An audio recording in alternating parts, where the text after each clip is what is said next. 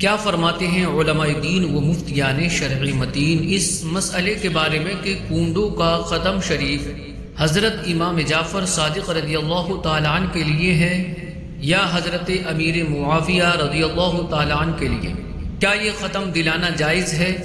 کیونکہ بعض لوگ یہ کہتے ہیں کہ 22 رجب کو حضرت امیر معاویہ رضی اللہ تعالیٰ عنہ کا وصال ہوا ہے، حضرت امام جعفر صادق رضی اللہ تعالیٰ عنہ کا نہیں ہوا۔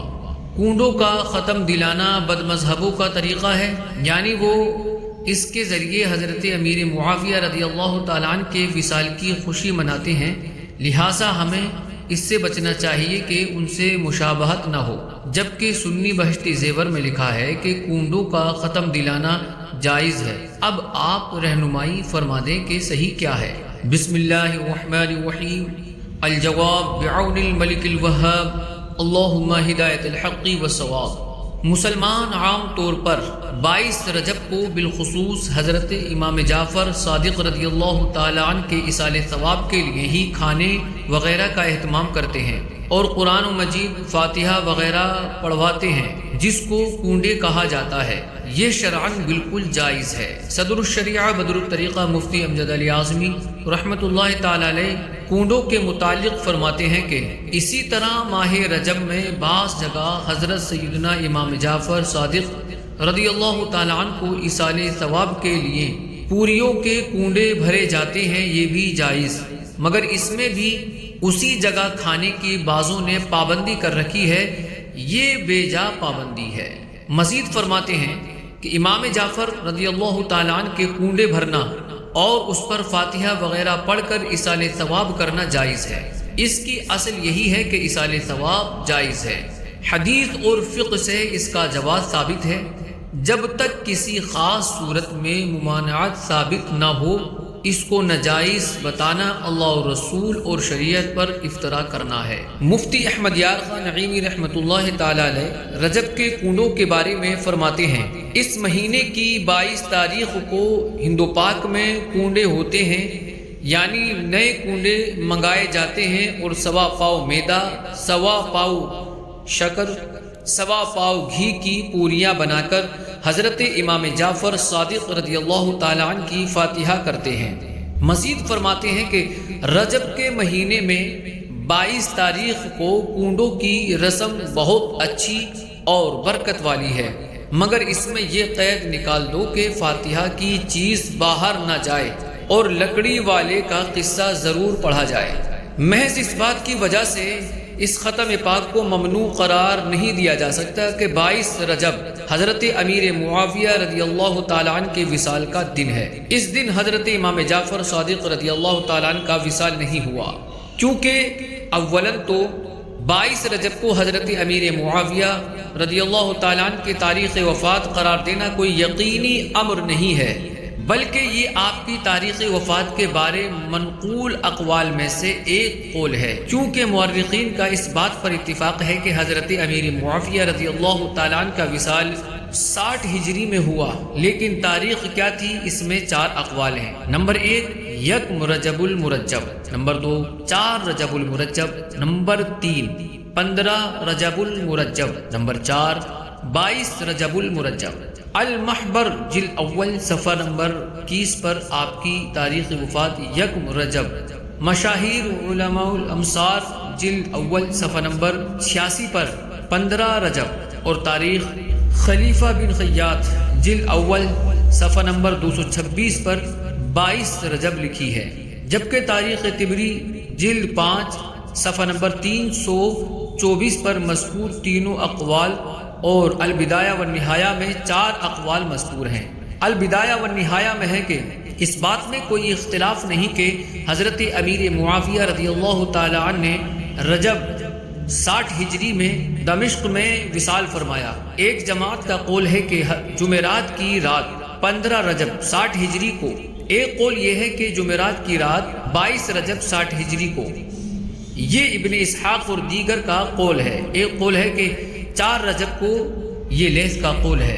سعد بن ابراہیم نے کہا 1 رجب کو۔ اگر بالفرض 22 رجب ہی حضرت امیر معاویہ رضی اللہ تعالیٰ عنہ کے وصال کا دن ہو، تب بھی اس وجہ سے اس دن حضرت امام جعفر صادق رضی اللہ تعالیٰ عنہ کو ایصال ثواب کرنا ممنوع نہیں ہو سکتا کہ ایک دن میں کسی بزرگ کا انتقال ہونا اس دن کسی دوسرے بزرگ کو ایصال ثواب کرنے کی ممانعت کی وجہ نہیں بن سکتا۔ اسی طرح اس دن حضرت امام جعفر رضی اللہ تعالیٰ عنہ کا وصال نہ ہونے سے اس دن آپ کو ایصال ثواب کرنا تو ممنوع نہیں ہو جائے گا کہ ایصال ثواب احادیث سے مطلقاً ثابت ہے، جب بھی کیا جائے درست ہے، چاہے وہ وصال کا دن ہو یا نہ ہو، اور یہ بات بالکل واضح ہے۔ مزید یہ کہ کنڈوں کے ختم کو بد مذہبوں کا طریقہ کہہ کر ممنوع قرار دینا اور اس سے بد مذہبوں سے تشبہ سمجھنا بھی باطل ہے، کیونکہ کفار و بد مذہبوں سے مشابہت کے ممنوع ہونے کے بارے میں قاعدہ یہ ہے کہ ان کے ساتھ وہی تشبہ ممنوع ہے جس میں فاعل کی نیت تشبہ کی ہو، یا وہ شے ان بد مذہبوں کا شعار خاص ہو، یا اس چیز میں فی نفسی شرعاً کوئی حرج ہو۔ بغیر ان صورتوں کے ہرگز کوئی وجہ ممانعت نہیں۔ در مختار اور بحر الرائق میں ہے کہ ہر چیز میں اہل کتاب سے مشابہت مکروہ نہیں، جیسا کہ ہم بھی کھاتے پیتے ہیں اور وہ بھی کھاتے پیتے ہیں۔ ان سے تشبہ ان کاموں میں حرام ہے جو مذموم یعنی برے ہیں یا جن میں مشابہت کا ارادہ کیا جائے۔ امام قاضی خان نے شرح جامع صغیر میں ایسے ہی ذکر فرمایا ہے۔ علامہ ملا علی قاری منح الروض میں فرماتے ہیں کہ ہمیں کافروں اور منکرین بدعات کے مرتکب لوگوں کے شعار کی مشابہت سے منع کیا گیا ہے۔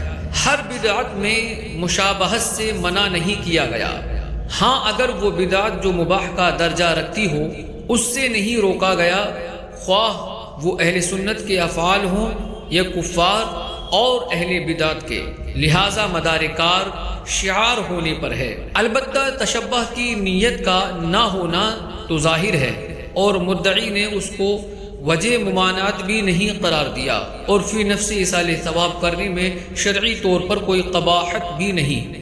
رہی یہ بات کہ کنڈوں کا ختم دلانا بد مذہبوں کا شعار خاص ہے یا نہیں، تو اس کا جواب یہ ہے کہ یہ ان کا شعار خاص نہیں ہے، بلکہ 22 رجب کو کنڈوں کا ختم دلانا بہت مقامات پر سنی مسلمانوں میں بھی رائج ہے۔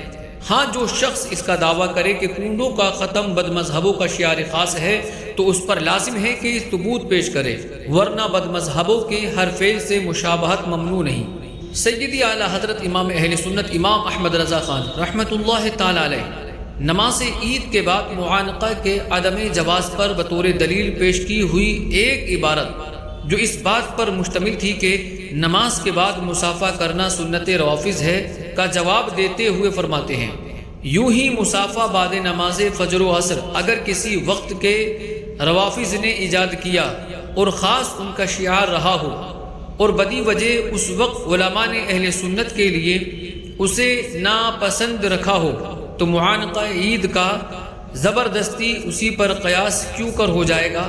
پہلے ثبوت دیجئے کہ یہ روافضیوں کا نکالا اور انہی کا شعار خاص ہے، ورنہ کوئی امر جائز کسی بد مذہب کے کرنے سے ناجائز یا مکروہ نہیں ہو سکتا۔ لاکھوں باتیں ہیں جن کے کرنے میں اہل سنت و روافض بلکہ مسلمین و کفار سب شریک ہیں، کیا وہ اس وجہ سے ممنوع ہو جائیں گی؟ بحر الرائق، در مختار، رد المحتار وغیرہ ملاحظہ ہوں کہ بد مذہبوں سے مشابہت اسی امر میں ممنوع ہے جو فی نفسی شرعاً مذموم یا اس قوم کا شعار خاص یا خود فاعل کو ان سے مشابہت پیدا کرنا مقصود ہو، ورنہ زنہار وجہ ممانعت نہیں۔ واللہ اعلم تبارک و تعالی ورسولہ اعلم صلی اللہ علیہ وسلم۔